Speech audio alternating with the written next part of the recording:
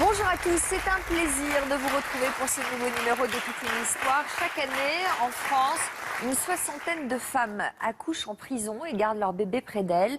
Des nouveau-nés derrière les barreaux, c'est choquant. Et pourtant, ces enfants le vivent-ils tous comme un traumatisme? Avec quels mots en parler? Peut-on grandir normalement quand on a commencé sa vie enfermée entre quatre murs?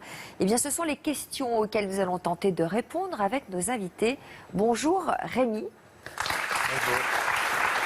Vous avez 25 ans et votre visage ne nous est pas inconnu puisque vous avez participé à une télé-réalité, c'était il y a un an. Exactement. Et c'est dans cette émission que les téléspectateurs ont découvert que vous étiez né en prison. Pourquoi avoir choisi de révéler cette partie très intime de votre histoire à ce moment-là? On m'a proposé de faire une télé-réalité, puis ça faisait 25 ans que je portais ce secret. Et je me suis dit, pourquoi pas le dévoiler, puisque pour moi, ce secret n'est pas une honte. Au contraire, je le vis très bien, ça ne me pose pas du tout de problème.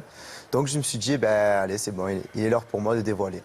Marie-Christine, vous, c'est un petit peu différent. Vous êtes venue nous parler d'un petit garçon qui est né en prison, qui est entré dans votre vie il y a 35 ans et qui n'en est jamais ressorti depuis. Qu'est-ce qui vous a mis sur le chemin de cet enfant? J'étais une jeune avocate. Et mon mari était un plus jeune avocat encore, puisqu'il nous venait du professorat de philosophie. Il se trouve qu'il avait plaidé pour un jeune couple. La maman venait d'accoucher à la prison d'Albi.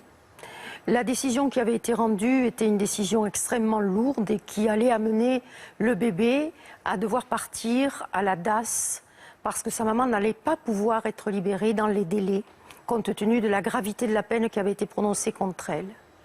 C'est alors que mon mari m'a demandé de l'aider à, devant la cour d'appel de Toulouse, tenter de faire diminuer la peine, et ce qui a permis à Anthony de sortir assez rapidement. Pourquoi, la maman?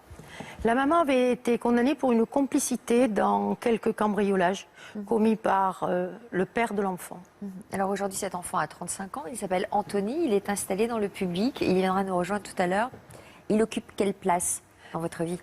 C'est notre fils adoptif. Vous l'avez adopté il y a combien de temps? Nous l'avons légalement adopté, parce que pour nous, il est adopté depuis presque le premier jour. Nous l'avons légalement adopté il y a 3-4 ans, après le décès de sa maman. Et la procédure d'homologation de notre adoption est en cours devant le tribunal de Toulouse. À vos côtés, il y a Morgane. Bonjour Morgane. Vous étiez enceinte de 4 mois et vous aviez 26 ans lorsque vous avez été incarcérée à Brest. Pour quelle raison? J'avais plusieurs petites peines cumulées. Donc en tout, vous étiez en prison pour quoi? 1 an et demi? Pour 20 mois, oui. 20 mois.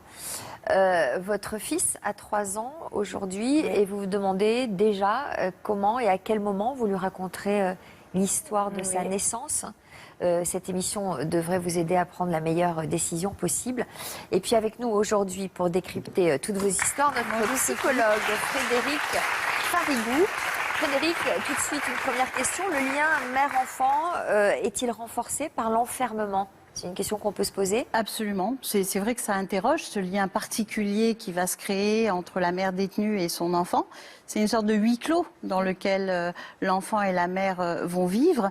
Il y a des études qui ont montré que même si ce sont souvent des jeunes femmes qui sont parfois inexpérimentées et immatures, il se trouve que avec le soutien de l'équipe pluridisciplinaire qui est mise en place au sein de la prison, au sein des nurseries, quand il y en a dans les maisons d'arrêt, ça va vraiment être un soutien à la parentalité très positif et qu'il n'y a pratiquement pas de cas de maltraitance. Donc c'est vraiment très intéressant, ce lien très particulier qui peut se créer, même si effectivement trouver des nourrissons dans une prison peut paraître choquant, heurter la sensibilité. Il peut se créer des liens très positifs. Ce qui est important aussi, c'est d'aider à la séparation. C'est-à-dire que certaines mères vont rester en détention alors que l'enfant va quitter la prison. L'enfant, il quitte la prison au bout de combien de temps? À 18 mois. 18 mois. Donc ça, c'est important aussi de le préparer et puis de permettre à l'enfant de s'habituer à cette séparation et aussi de se socialiser. Donc c'est important aussi de permettre ces sorties à l'enfant pour l'habituer à ce monde extérieur. Alors, on va voir si Rémi garde quelques souvenirs de ce temps-là. Votre maman était enceinte de 8 mois lors de son incarcération à la prison des Baumettes à Marseille. Alors, vous êtes né le 10 juillet 1990. Votre maman a hésité à vous garder à ses côtés. Elle s'est posé la question? Pas du tout. Elle a de suite demandé à ce que je reste avec elle en cellule. D'ailleurs, je suis resté avec elle pendant 16 mois. 16 mois. Voilà, donc Frédéric nous disait que le délai légal, c'est 18 mois. Au-delà de 18 mois, qu'est-ce qui se passe en fait si la mère reste en prison? C'est quoi les dispositions? Peut-être je vais demander à l'avocate. Les dispositions, soit un membre de la famille, le papa, quelquefois, peut prendre l'enfant. Le statut de l'enfant, si vous voulez, est très simple. L'enfant n'est pas détenu, le bébé n'est pas détenu. C'est la maman qui est détenue. Donc, nous avons soit le papa, soit les grands-parents, soit alors, s'il n'y a personne qui peut recevoir l'enfant et l'accueillir, c'est la DAS, la Direction départementale de la solidarité, qui prend en charge l'enfant. Donc, Rémi, vous avez vécu 16 mois en prison. Ça veut dire que vous avez fait vos premiers pas en prison? Exactement. J'ai fait mon premier anniversaire, mes premiers pas. J'ai fait mon baptême. C'était la première dans la prison des Baumettes à Marseille. C'était la première fois qu'il faisait un baptême? C'est la première fois que je faisais un baptême en prison. Et ma première coupe de cheveux. Ah bon? Qui vous a coupé les cheveux? C'était une détenue. Vous gardez des souvenirs de cette période? Aucune. Non. Aucun, rien? Aucun souvenir. Même pas des bruits, des odeurs? Il n'y a rien qui vous a... Il y a pas ce qu'on appelle une Madeleine de Proust. Vous n'avez pas croisé quelque chose qui vous a remémoré? Vraiment rien, non, rien. Et vous, Christine, alors, quel âge avait le fils de votre cliente? Alors moi, lorsque j'ai connu ma cliente, le bébé avait 6 mois. Le bébé avait 6 mois, je l'ai rencontré à 2 ou 3 reprises au parloir, tout à fait classiquement, comme Il un était né en avocat. prison aussi? Il est né en prison, oui. Sa maman s'est révélée enceinte au moment où elle a été détenue. Donc, il est né en prison et je l'ai connu à partir de l'âge de 6 mois. Ça vous a choqué de le voir au parloir?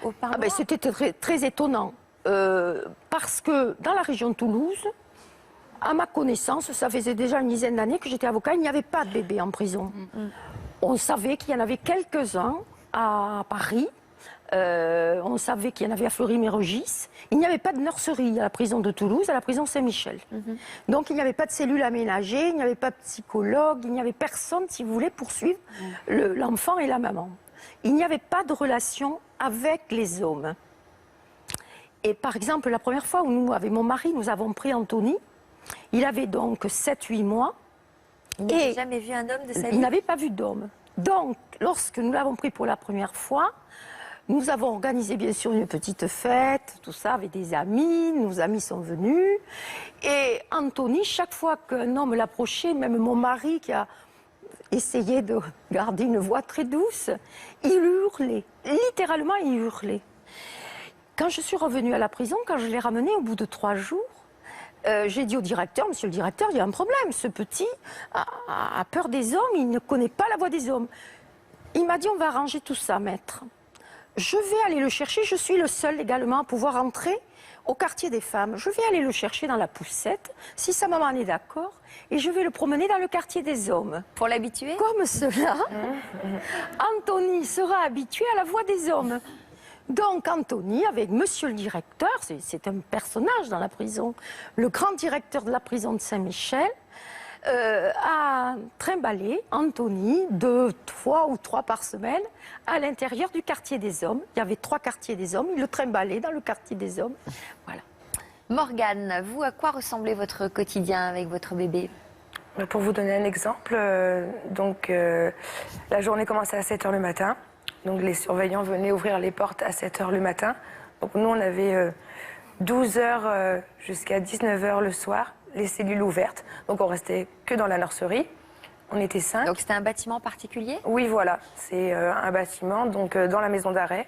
Parce que c'est compliqué, il y a le centre de détention à Rennes et la maison d'arrêt. Alors ça, il ne doit pas y en avoir beaucoup en France de bâtiments spécialisés, de nurseries en prison. Non, je crois qu'il y a à Paris. Donc à Rennes, dans les grandes villes, donc Marseille, sûrement, Toulouse. Et vous étiez combien en même temps à avoir un bébé? On était 5. Il y a 5 places. Donc là, il n'y avait pas de barreaux dans la nurserie? Si, aux fenêtres. Si. Donc la journée commençait donc à 7h le matin, donc ils venaient nous ouvrir les portes. Donc après, on pouvait sortir dans notre bâtiment, si vous voulez. Donc après, on a des visites, des fois de puéricultrices. de médecins, Et il ne pouvait d'éducatrices pas de aller jeunes vivre enfants. chez son papa? Non, parce que le papa était incarcéré au même moment aussi. D'accord. Donc le papa l'a rencontré pour la première fois quand il avait 3 mois, lui lors d'une permission. Donc j'ai fait sortir le bébé au parloir avec ma belle-sœur, qui elle l'a donné au papa à l'extérieur. Donc il l'a vu pour la première fois devant la prison, quand il avait 3 mois. Frédéric, est-ce que ce début de vie passé dans une cellule peut laisser une empreinte dans l'inconscient d'un enfant? Rémi nous dit qu'il ne se souvient de rien. Il doit quand même y avoir une empreinte dans son inconscient. Il y a une empreinte, mais qui n'est pas forcément négative. Ce qui laisse des traumatismes, c'est pas ça. Parce qu'en fait, le lien, il peut se créer de manière très positive entre la mère et l'enfant. Ce qui crée des traumatismes et des difficultés, c'est quand la séparation avec la mère n'a pas été préparée.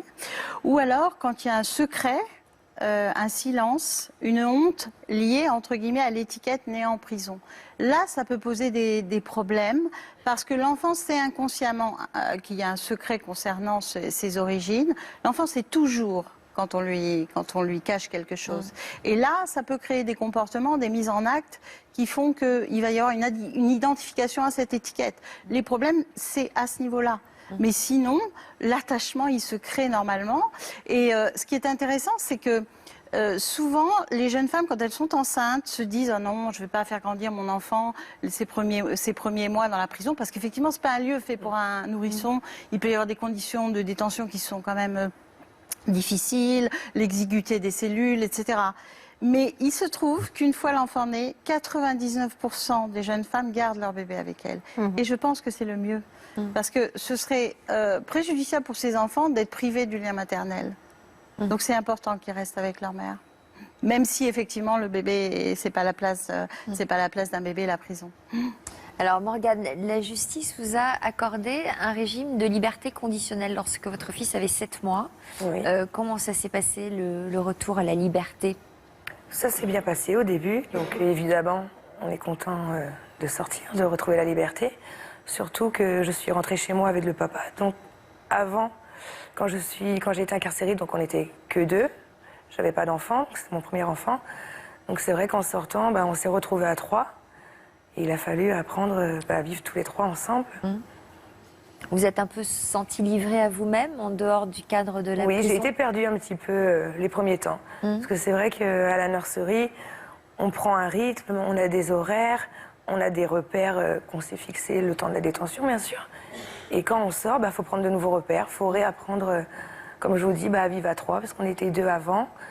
Et j'ai été un petit peu perdue, un petit peu livrée à moi-même. Alors Rémi, vous aviez 16 mois lorsque votre mère a été libérée. Vous avez gardé quel souvenir des années qui ont suivi? Après, tout s'est bien passé, quoi. On est sortis, tout le monde était heureux, on a repris notre petit quotidien. On vivait en famille, tout allait très bien, jusqu'à que je l'apprenne. C'est-à-dire, vous l'avez appris à quel âge? Je l'ai appris à 12 ans. Comment vous l'avez appris? J'avais fait une bêtise, je rentrais chez moi, j'ai fait une bêtise, je me suis fait gronder. Et là, en fait, on me dit, écoute, tu sais, la vie, c'est pas comme ça, Rémi. Vous étiez quel genre de petit garçon, vous? Très sauvage, très agité, quoi. Voilà, l'école, je faisais carnage, quoi. C'était un peu n'importe quoi. Que des mauvaises notes. J'étais souvent dehors, quoi. Je restais dehors depuis tout petit, quoi. J'ai grandi un peu dans un quartier populaire de Marseille, à La Rose. Donc du coup,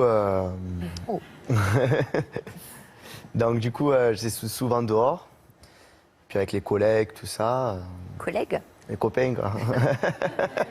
Collègues. Donc vous traîniez un peu et vous faisiez des bêtises. Exactement. Donc un jour, il y a eu une grosse bêtise. Et là, votre mère vous dit quoi? Là, elle me dit, écoute Rémi, voilà, il faut que tu saches quelque chose. Maman, quand elle était jeune, elle a fait des bêtises et ça, elle s'est retrouvée là. Et en fait, elle m'a tout déballé sur le champ, quoi. Et alors là, qu'est-ce que vous avez ressenti? Alors là, en étant à 12 ans, un peu tête en l'air, tout ça, je dis, ah ouais, d'accord, quoi. Je me dis, je suis pas né comme tous les autres garçons. Je me dis, ouais, je suis pas né comme tous les autres garçons, mais je n'ai aucun souvenir de ça. Donc du coup, pour moi, c'était le lendemain, j'avais déjà oublié, quoi. C'était, j'y pensais même pas, quoi. Et au contraire, vous n'avez pas cherché à vous faire mousser auprès de vos collègues en disant « moi j'ai quand même un passé de prisonnier ». Non, on n'a pas envie de faire ça? J'aurais pu, parce que tous mes collègues de quartier, ils auraient pu me dire « oh ah ouais, toi tu es en place ouais. ». Mais non, c'est pas, je le disais pas parce que ça regardait personne. C'était l'histoire aussi de ma mère, tout ça. Donc non, je préférais le garder. Ouais.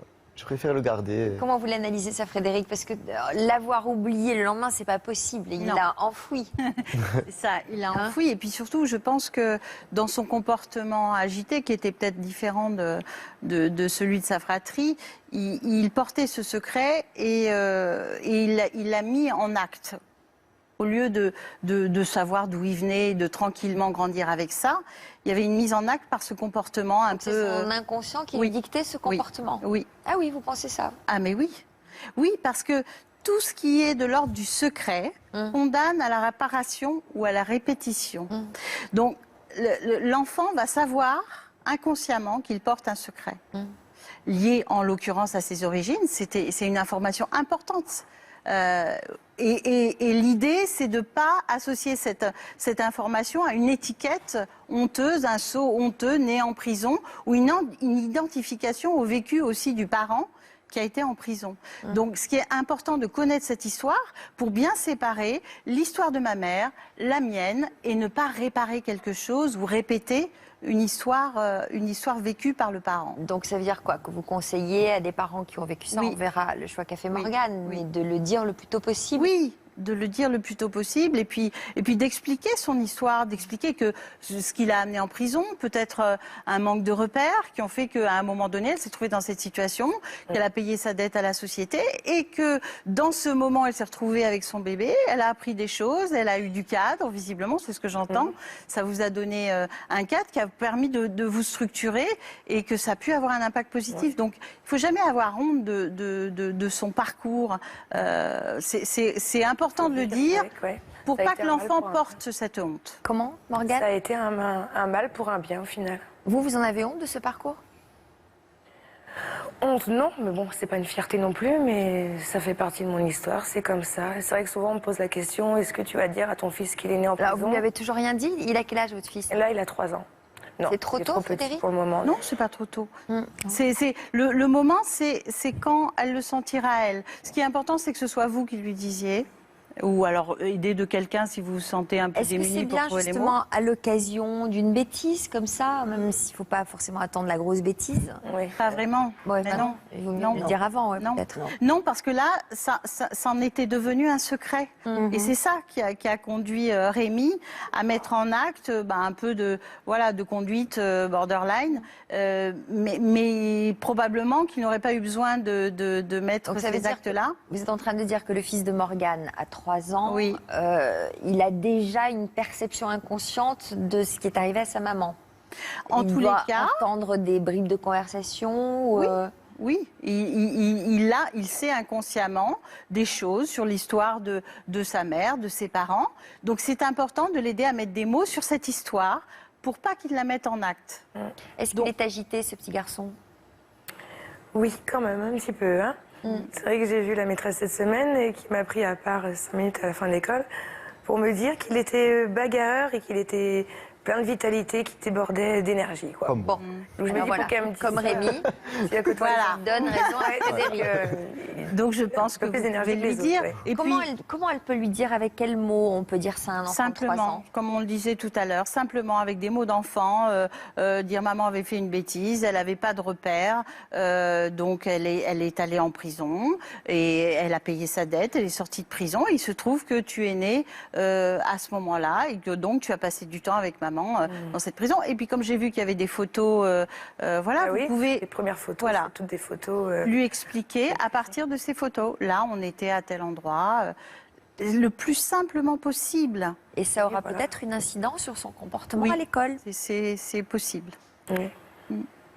C'est possible que ça apaise quelque chose en lui.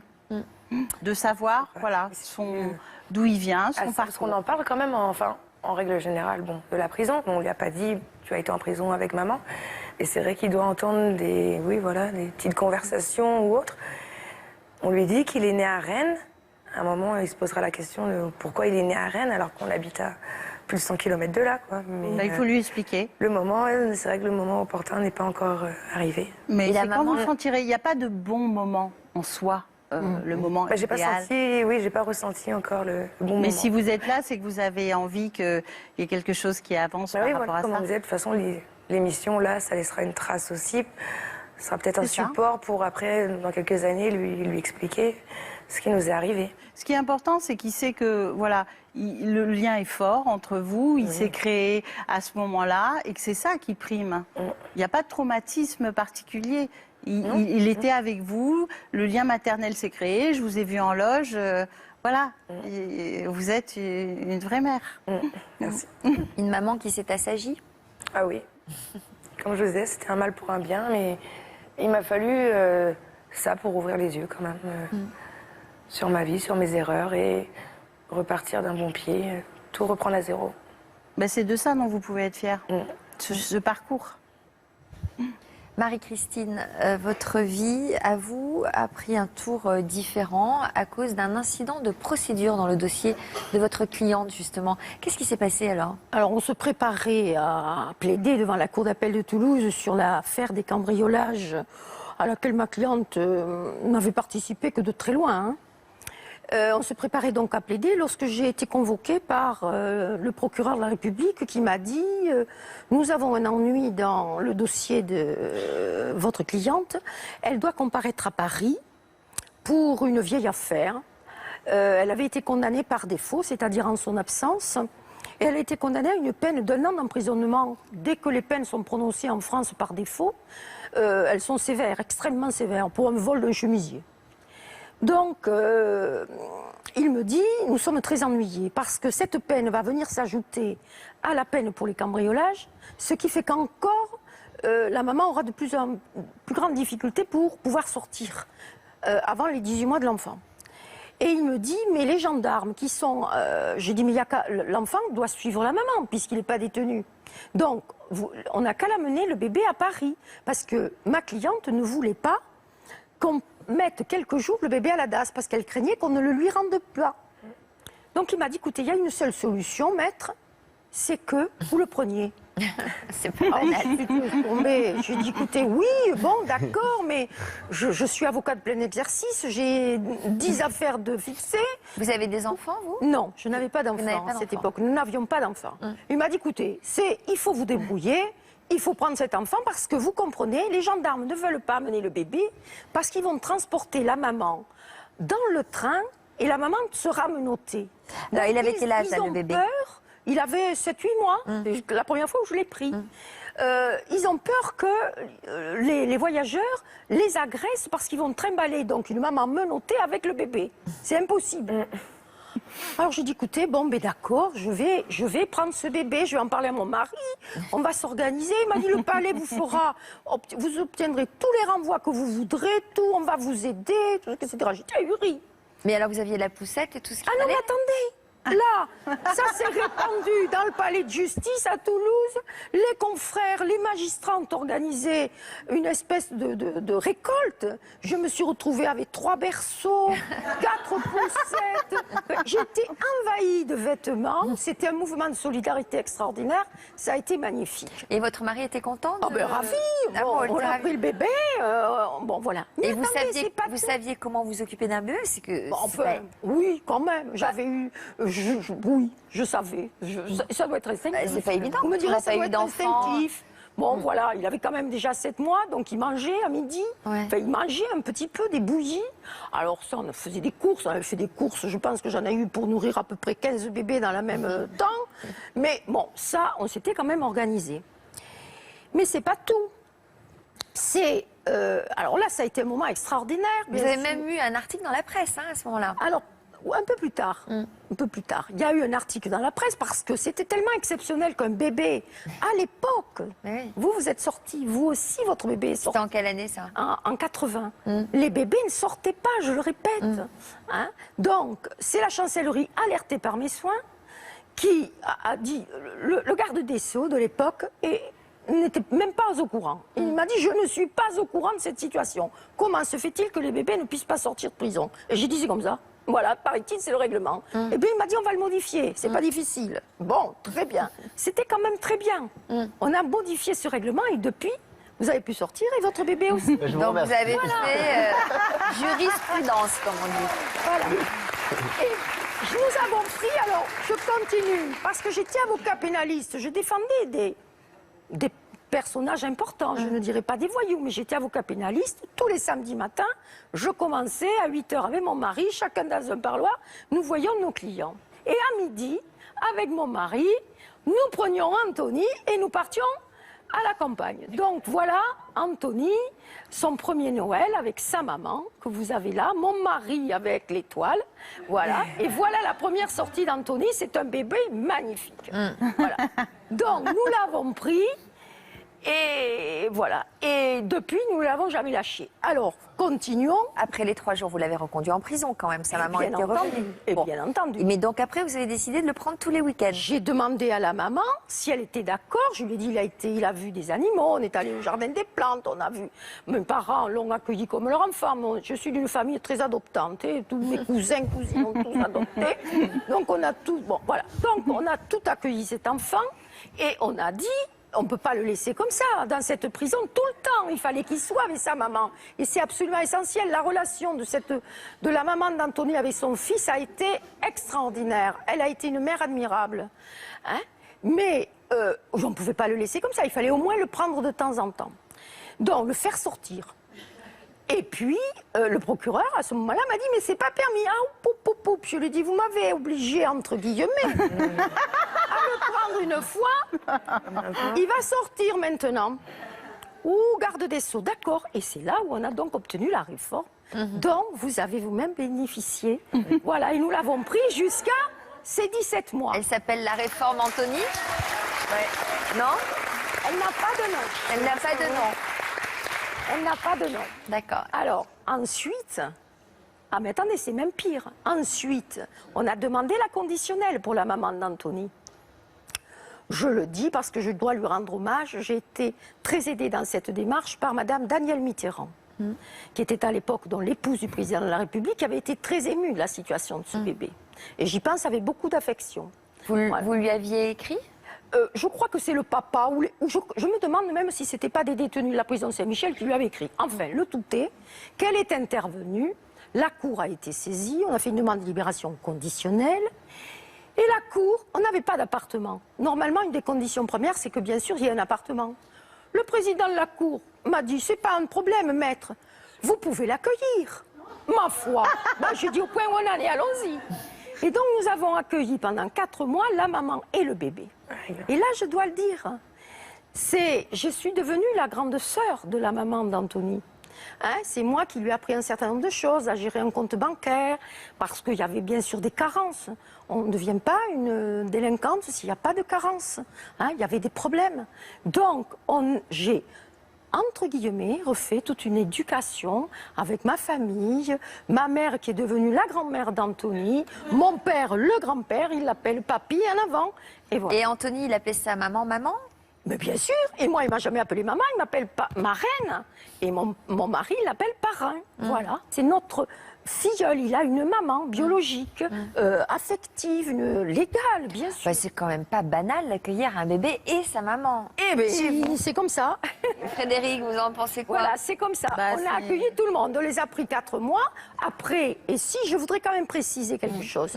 Et vous parlez de la relation entre la maman et l'enfant. Vous avez bien choisi votre métier, vous. Hein, Elle n'est pas bavarde du tout. Si, je veux ajouter quelque chose. Je veux ajouter quelque chose. Très peu de jours avant sa mort, la maman d'Anthony m'a dit « Je n'ai plus jamais revolé un bonbon. » Grâce à vous? C'est la resocialisation. Pas grâce à moi. Pas grâce à moi. Grâce d'abord à tous les gens qui l'ont aidé, assisté. Vous l'avez aidé à se elle, restructurer. Grâce à elle aussi, qui a fait des efforts considérables et qui est décédée, bon, aujourd'hui, il y a quelque temps d'un cancer. Elle était fonctionnaire territoriale. C'est-à-dire que malgré la condamnation, malgré tout ça, elle est devenue fonctionnaire territoriale. Elle a repris des études, elle a travaillé, elle s'est occupée avec amour de ce bébé. Alors, à quel moment il a compris, Anthony, qui vous étiez réellement? Ben écoutez, je crois toujours, puisqu'il nous a toujours appelés parrain-marraine, donc toujours. Pour nous, ça a toujours été très clair. Il venait en vacances, en week-end, on allait au piano, on l'amenait au tennis, mais on n'était pas maman. Voilà. Alors, on va lui demander s'il a des Voilà. souvenirs Il de a cette dit, période, maman. puisqu'il est avec nous. Il va nous rejoindre.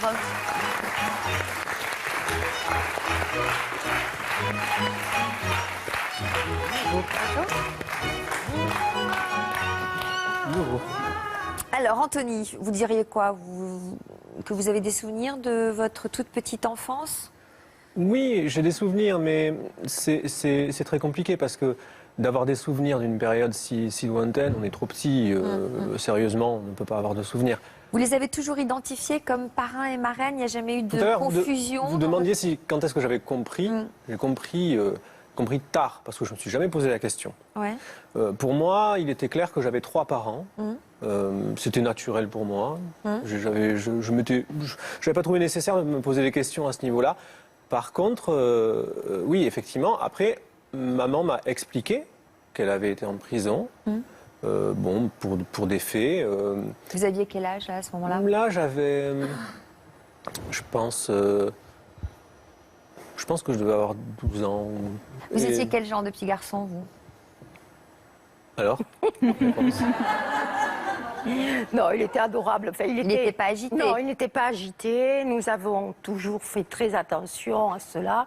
Il a toujours été couvert de livres, couvert d'activités. Nous avons toujours été très attentifs à ces activités. Vous en étiez extrascolaires. gaga, quoi, de ce Ouais, petit garçon. Bien sûr. Vous étiez complètement Mais gaga. enfin, voilà, on l'a mené, il vivait avec nous, pas tout le temps. Nous travaillons, un métier d'avocat, c'est 70 heures par semaine. Ça, il faut que vous le sachiez. Hein, bon, c'est 70 heures par semaine, donc, bon, c'est vrai, on peut faire des choix. Hein. Bon, nous, ici, ils ne nous ont pas été donnés de les faire, donc, voilà, on travaillait énormément.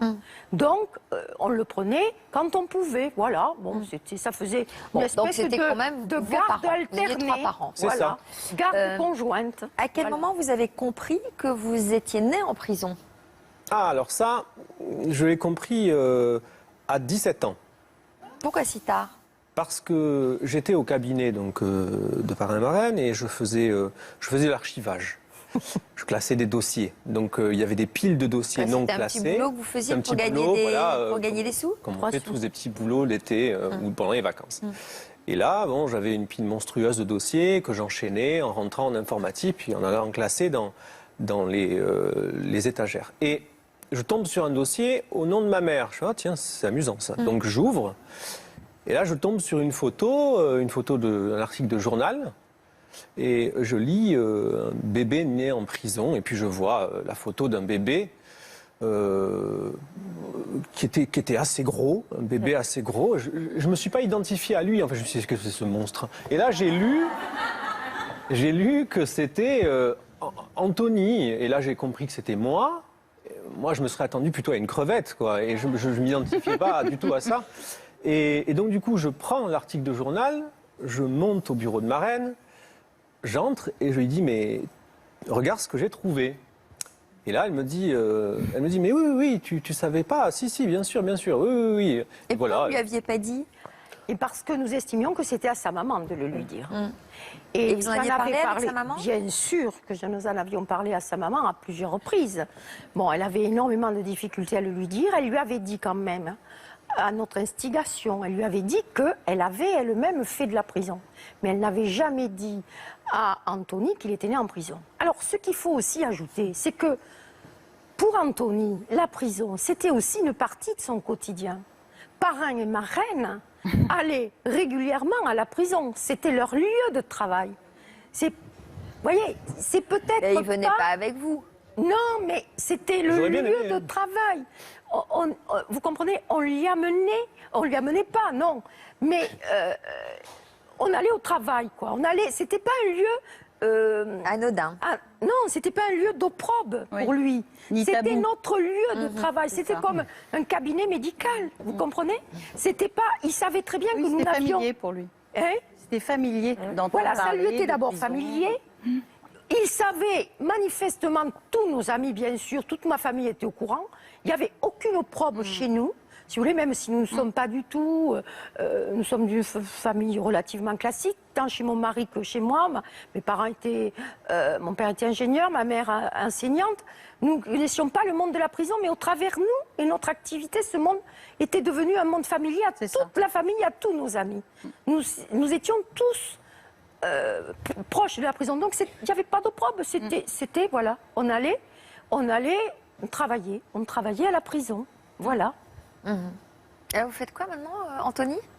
Alors là, je suis gérant d'un magasin d'informatique à Toulouse. Et je suis en parallèle aussi enseignant à l'université et en parallèle étudiant dans une école d'ingénieurs Ah, vous enseignez quoi à l'université? d'informatique. Et donc, en cours de devenir ingénieur. Oui, Il voilà. est déjà. Oui. Enfin, je le suis déjà, mais en privé. Et là, c'est pour un diplôme d'État. Et vous êtes très fier. Ben, Non, disons je que- pose Ah, la question à Marie. Parlons pas. Et si vous l'écoutiez, si vous l'entendiez jouer du piano, Ah bon? vous sauriez. Voilà. Parce qu'il a un côté un peu artiste que je sens. non? Ah, je sais pas, mais en tout cas, il joue du piano depuis l'âge de 5 ans. Hein, et il joue du piano à queue. Voilà. S'il vous plaît. Et il fait du tennis. Ça, je suis pas très contente parce qu'il y va souvent le soir et ça me plaît pas. Mais enfin bon. C'est-à-dire qu'avec mon emploi du temps, j'ai pas trop le choix, mais je peux jouer. Voilà. Donc là, on a, vous l'avez compris, une très légère dissension sur les horaires du tennis. Enfin bon. Ça va, c'est léger. C'est pas bien comme grave, dissension. c'est léger. Et je précise quand même Bah, que Anthony pardon, nous a mais suivis. il a quel âge, Anthony, là? Elle se fait du souci, là. Hein? Il a quel âge, pardon? 35 ans. Eh oui. Vous quand même le laisser sortir le soir à cet âge-là, non? Non. Oui, Eh ben non. oui. Non, mais attendez. Ça, c'est pas le problème. Dites-moi, vous n'êtes pas une marraine trop castratrice? Non, mais non. Non, mais attendez, le Maintenant, soir, on a vous- l'idée du calvaire que j'ai vécu, tu vois. Voilà. Ce qui est formidable dans cette histoire, en fait, c'est que là, le bien-être de l'enfant a toujours été pris en considération. Et les demandes de Marie-Christine ont été dans ce sens. Et le fait d'avoir cette marraine et ce parrain, ça a été un plus. C'est en plus, de la relation à sa mère, en plus de l'amour maternel. Il a eu cette relation qui a pu lui ouvrir la porte d'autres univers. Et c'est ça qui est formidable, c'est un plus. Je ajouterai que, bien sûr, Anthony a eu un passeport tout petit. Nous avons dû le caler sur des coussins pour prendre la photo. Heureusement que ce n'étaient pas les photos biométriques à l'époque, on n'aurait pas pu les prendre. Donc, il était calé. Nous l'avons pris dans le monde entier. Il a voyagé avec nous dans le monde entier. Donc, je veux dire que ça peut aussi favoriser l'insertion, l'apprentissage des langues étrangères. Voilà. Qu'est-ce que vous avez envie de lui dire à Marie-Christine aujourd'hui? Vous l'appelez toujours marraine? Oui, Et oui, bien c'est sûr. ma marraine. Et disons que pour moi, je continue à avoir 3 parents, mais il y en a un qui est parti. Donc il m'en reste 2. J'espère que je vais les garder longtemps. Et voilà, pour moi, c'est quelque chose qui a toujours été naturel et qui continue à l'être. Hein. J'imagine que vous avez déjà eu probablement l'occasion de... Est-ce qu'on la remercie? Qu'est-ce qu'on lui dit? Mais non, parce On que lui c'est rend normal. grâce? Non, c'est naturel.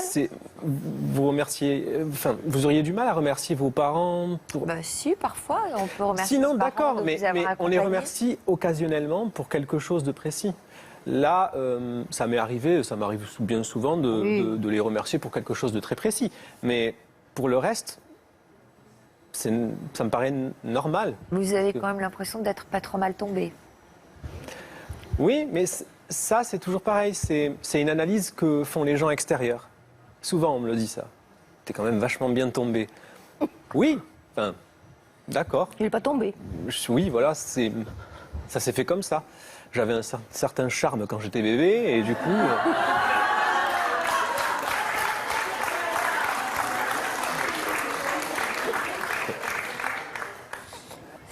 Alors, vous l'avez appris à quel moment, Rémi, que vous étiez né en prison? À 12 ans. À ce moment-là, au moment où vous êtes... Non, bien après. Bien après la bêtise. Non, au moment de la bêtise. Au moment de la bêtise. Voilà. Pour me remettre un peu...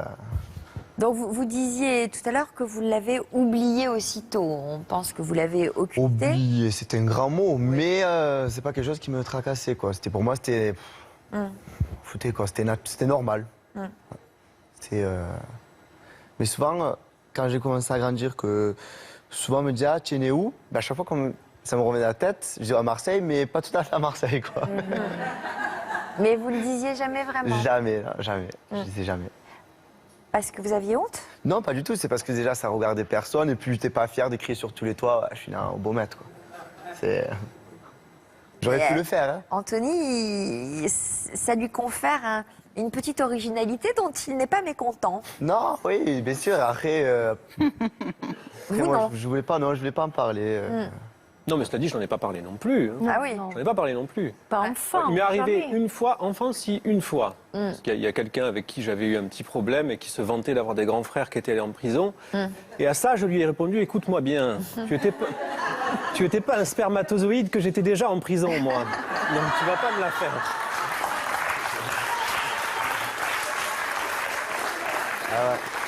Et il y a des garçons que je rencontrais dans la rue ou quoi, qui rêvaient d'aller en prison. Et moi, j'avais des regardés, je disais, mais si tu savais. Tu veux rêver, ben, laisse-toi rêver, moi. Et alors vous, par la suite, vous n'avez fait aucun séjour à nouveau en prison? Non. Vous vous êtes assagi Oui. après cette enfance tumultueuse? Je me suis assagi à l'âge de... Allez, entre 18 et 20 ans. Oui, parce qu'avant, il y a eu quelques petites erreurs de parcours. Ouais, il y a des petites erreurs de parcours, des dérapages, Voilà, ça arrive, hein. Je Mais grandi. pas au point d'aller en prison. Non. Vous n'êtes pas passé loin parfois? Non, ça va. Bon. Ouais. Et puis, qu'est-ce qui s'est passé à l'âge de 17-18 ans? Ben après, je suis arrivé à un moment où sur mon chemin, le chemin se séparait. Et c'était soit, voilà, tu continues les bêtises et soit tu te retrouves à la case départ, soit tu peux te faire tuer, soit il peut t'arriver n'importe quoi, ou soit ben, tu essayes de prendre le chemin le plus long et d'y arriver tes propres moyens en faisant les choses bien. Alors à Marseille, il y a un moyen de prendre un chemin assez sain, c'est lequel? Alors il y a deux moyens. Il y a le moyen rapide, mais on ne sait pas où on va finir. C'est quoi? Ben, c'est par les bêtises. Ouais. Ou il y a le moyen où ben, voilà, tu reprends tes études, ou tu essayes de travailler, tu essayes de faire quelque chose de ta vie. Et moi, j'ai préféré prendre ce chemin. Je me suis retourné, j'ai regardé mon passé, dans quoi j'ai vécu, dans quoi j'ai grandi, ma famille et tout ça. Et je me suis dit, eh ben non, ben moi, je vais réussir par le chemin. Mais je pensais au foot, moi. Vous n'avez pas tenté le foot? Alors moi, j'étais plus boxeur. C'est une autre option. Ouais, je me battais beaucoup quand j'étais à l'école. Ouais. Je me battais beaucoup, tout le temps. Je sais pas pourquoi. Et donc, mon plaisir, c'était le sport. Moi, j'ai toujours fait du sport depuis tout petit. J'étais souvent dans les centres sociaux, les centres aérés, à droite, à gauche. Je me suis toujours aussi débrouillé seul. J'ai toujours grandi à moi-même, quoi. Si j'avais envie de faire quelque chose, eh ben, j'allais le faire. Et je le faisais tout seul. Par exemple, là, je partais à la mer tout seul à l'âge de 10-11 ans, quoi. Tout seul, je prenais le bus sans argent. Je devais rentrer chez moi, je devais rentrer à 19h, je rentrais, il était 21h, je me faisais, mais... voilà, quoi. J'avais pas d'argent, tout ce qui était, cache-maille, tout ça, quoi. J'ai jamais cassé de cache-maille. De quoi? Et de cache-maille, la tirelire. Ah. C'est un mot marseillais. Oui, D'accord. c'est ça. Pardon. Parce que c'est moi. Le petit cochon. Voilà, le petit cochon, c'est mon préféré. Et donc voilà, quoi. Des fois, je me retrouvais au métro à faire la manche parce que j'avais pas de sous pour prendre le métro. Donc voilà, après avoir vécu tous ces moments difficiles, tout ça à l'école, je me faisais tout le temps virer. Je me fais virer de l'école, du lycée, du collège, je me suis fait virer de partout. Et un jour, je me suis dit, bon, ben voilà, c'est bon, il faut arrêter. Et il faut essayer de faire quelque chose de sérieux. Alors, vous rêviez de devenir coach sportif? Vu que je suis à fond dans le sport, que je m'y connais, que je pratique ça depuis tout petit, je me suis dit, ben, je vais me lancer dans le sport, quoi. Et là, il y a un homme qui a cru en vous, qui s'appelle Jean-Michel. Exactement. Et il a eu envie de vous adresser un message. Hello Rémi, je voulais te remercier pour pour ce que tu nous as apporté, et surtout à moi personnellement, pour ton engagement. Parce que c'était un pari d'avoir donné ta chance et tu l'as rempli brillamment. Tu nous as permis d'avoir cet essor et cette fraîcheur qui, à l'heure d'aujourd'hui, nous manque beaucoup. Voilà, je t'embrasse fort et je te souhaite plein de bonnes choses devant toi et te dire surtout ne change pas, garde ta spontanéité, reste qui tu es et plein de bonnes choses pour l'avenir. Ciao. Alors, qui est ce monsieur? Ça me fait énormément plaisir. Comme je l'ai expliqué aux journalistes, pour moi, c'est la personne qui a claqué, qui m'a donné la chance pour pouvoir réussir. C'est la personne qui m'a changé, en fait. Voilà, j'avais pas de sous pour passer mes diplômes. C'était des diplômes à 6 000 €, voire plus. Je rêvais de devenir coach sportif, plus être préparateur physique dans le football et travailler à l'étranger, notamment dans les pays arabes, aux Émirats. Et un jour, je me suis inscrit à l'école. Et en fait, je partais à droite et à gauche pour trouver de l'argent, conseil général, Pôle emploi, mission locale, on me finance mes études. Mais vraiment, j'avais du mal. Et un jour, on m'a appelé, on me dit « Bonjour, monsieur Rémi Nota, voilà, j'ai vu que vous avez déposé votre candidature dans cette école. Est-ce que ça vous intéresse de faire un apprentissage ?» J'ai dit « Ok, pourquoi pas ?» Donc moi, j'ai rendez-vous avec Jean-Michel. Et je tombe dans cette superbe salle de sport, cette villa sur Marseille, qui est la Villa Wellness, un endroit de luxe fabuleux. Jean-Michel me reçoit, donc m'explique, voilà, aujourd'hui, on aimerait prendre une personne qui est dans le sport, qui s'y connaît, en apprentissage, et le faire évoluer.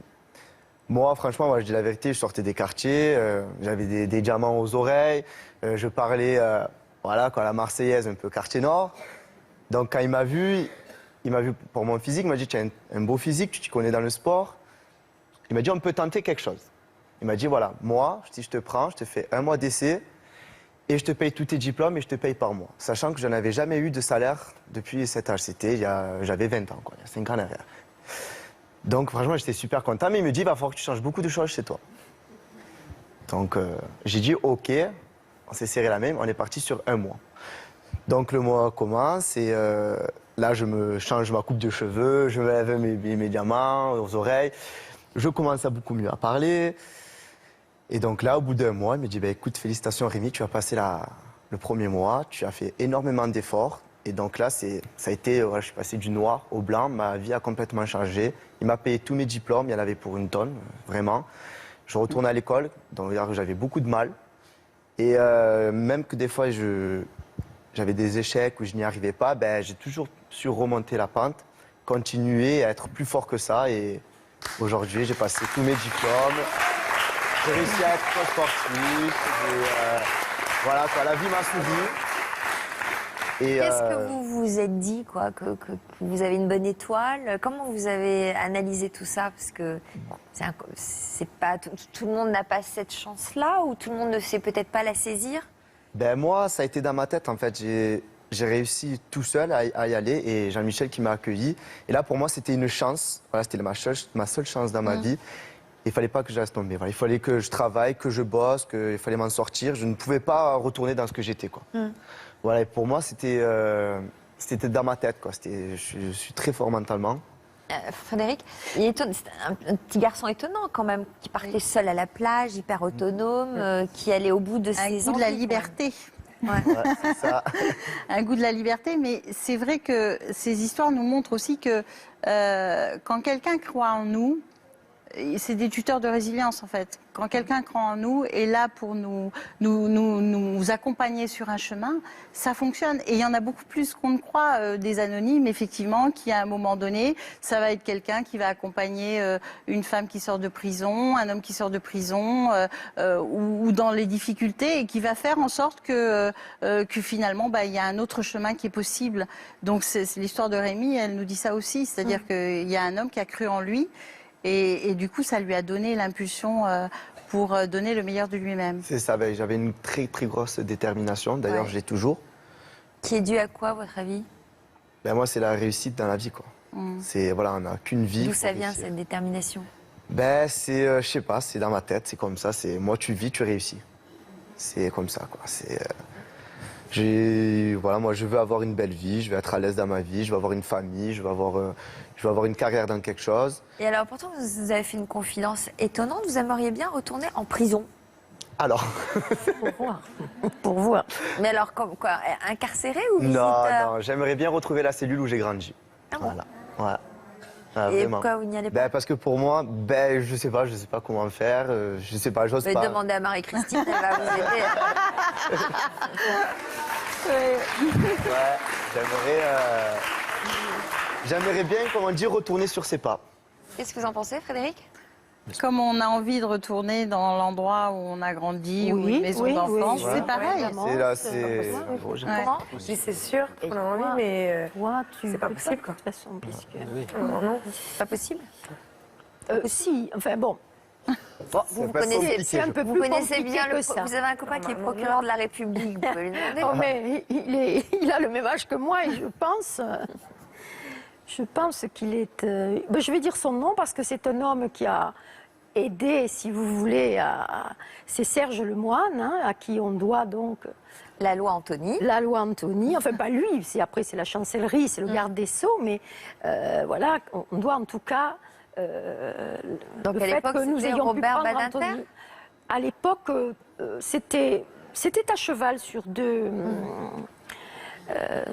périodes, hein, mais c'était Robert Badinter qui effectivement a fait passer cette circulaire, parce qu'en fait c'est pas une loi, c'est un simple règlement interne à la prison. Alors, retourner à la prison, ça peut s'envisager.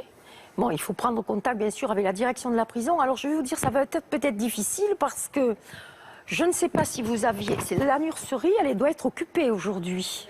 Donc, il faudrait trouver un moment idéal, mais ça peut s'envisager. Quant à Anthony, la question est réglée puisque la prison Saint-Michel est fermée depuis une quinzaine d'années et elle va être transformée en musée. Bon, c'est un endroit... qui pour moi plein de souvenirs, mais il y a eu un film sur les bébés nés en prison qui a été tourné dans la prison Saint-Michel. Hein, ce film, le titre c'est Ombline, et c'est un petit peu l'histoire de tous ces bébés nés en prison, mais le film a été tourné à la prison Saint-Michel. D'accord. Vous aurez compris que même si c'est un peu romancé, ce n'est pas loin de l'histoire d'Anthony. On a bien compris. Alors, Rémi, votre mère, Patricia, tient une place très importante dans votre vie. On va d'ailleurs la découvrir dans ce reportage qu'on a tourné à Marseille il y a quelques jours. À Marseille, depuis son adolescence, Rémi a pris l'habitude de passer des moments sur les hauteurs de la ville. Je venais assez souvent ici avec mes potes pour discuter un peu de tout, de rien. Et voilà, ça nous faisait passer notre petite soirée. Je leur ai jamais dit à mes potes que j'étais né ici parce que voilà, j'en parlais pas, j'avais pas besoin de dire je suis né en prison ou voilà quoi, c'était un truc on va dire personnel. Franchement, d'être né en prison, j'ai jamais eu honte, bien au contraire, je pense que ça m'a forgé, ça m'a aidé, ça m'a fait comprendre certaines choses que dans la vie même quand on est, on peut avoir un malheur. Et aujourd'hui, je vis avec mais sans complexe, sans honte. Malgré leur histoire, Rémi et sa mère Patricia ne se sont jamais éloignés. À 25 ans, le jeune homme vit toujours sous son toit. Coucou, ça va? Tu es rentré? Ouais, ça y est. Ouais. Oui. T'as mangé? Ouais. Tu veux que je t'aide? Ouais, s'il te plaît. Avec ma mère, on a toujours été proches depuis tout petit, vu que j'ai grandi avec elle dans des circonstances un peu spéciales. Et aujourd'hui, voilà, ma mère, pour moi, c'est ce qui compte le plus. Et avoir une relation comme ça avec sa mère, je pense que c'est le meilleur, quoi. Toi, tu t'en. C'est bon comme ça. Voilà. Je suis une maman très proche de Rémi. Dès qu'il a besoin de moi, de toute façon, je suis là. Je suis une maman très décontractée avec lui, plaisante. Allez, comme tu t'en sors bien, Rémi, mais continue. Allez. Plutôt pas mal, hein. Mon Dieu. À partir d'aujourd'hui, tu feras cuisine. J'ouvrirai pas un restaurant, hein. Je pense que le passé de Rémi, oui, l'a forgé à foncer, à faire ce qu'il aujourd'hui fait. Et je pense que c'est son enfance qui donne le courage et de la volonté de faire ce qu'il fait. Bon, allez, c'est prêt à manger. Allez, on y va. À table. Allez, j'arrive. En fin de journée, Rémi a rendez-vous avec Nas, son ami et photographe, avec qui il vient de terminer un shooting. aventureux. Ça va ou quoi? Et toi? Ça va? Tranquille? Ouais. Alors, tu vois, tu visionnes un peu les photos? Visualiser un peu les photos, la visual les shoots. Ouais. Donc on va faire la sélection ensemble, ça te dit? Ouais. Eh ben, c'est là. T'as vu? Si j'ai flashé dessus en plus. Ben, c'est pas quelque chose dont je rêvais quand j'étais plus jeune, mais j'ai toujours aimé ce côté, la photo, pose, mode, shopping, les fringues, tout ça. Et aujourd'hui, je me suis plongé dedans, vraiment, et ça se passe plutôt bien. Ça fait plus genre... Un peu plus sur ta détermination, je veux dire, tu vois, t'es au-dessus, tu vois les choses en grand, ça, tu vois, c'est intéressant ça. Rémi, c'est quelqu'un qui vient du quartier, il est né en prison, et il n'est pas resté sur cette négativité-là, je pense. Il s'est battu, il se bat tout le temps. C'est quelqu'un qui en veut, qui veut prouver, c'est une revanche qu'il a sur lui-même. Moi, à l'heure d'aujourd'hui, je suis hyper fier de mon parcours, parce que j'ai pu me débrouiller tout seul. J'ai avancé sans personne, et je sais très bien qu'aujourd'hui, j'en suis là, et je sais que je vais continuer à avancer dans la vie.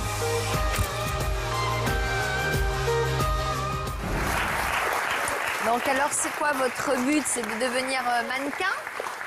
Bah écoutez, depuis que j'étais coach sportif.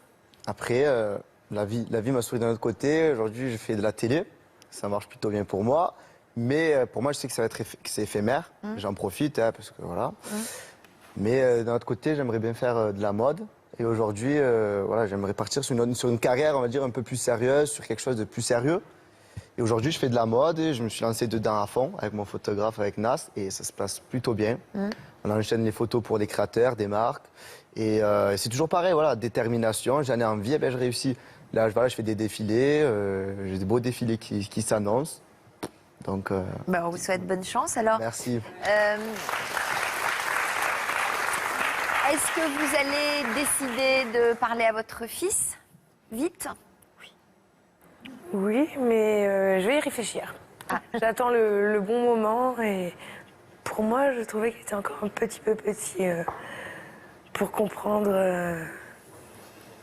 C'est pas facile à expliquer quand même. Hein. Expliquez-lui le plus simplement possible. Comme vous nous l'avez expliqué à nous, avec des mots très simples, en partant des photos, en lui expliquant son histoire et votre histoire. Ouais. Merci à tous les quatre, en tout cas d'être venus nous voir pour nous confier vos parcours singuliers. Merci à Frédéric, merci à vous pour votre fidélité. N'oubliez pas votre rendez-vous Toute une histoire ce week-end en version féminin. A tout de suite pour un nouvel numéro de l'Histoire continue. A tout de suite. Merci.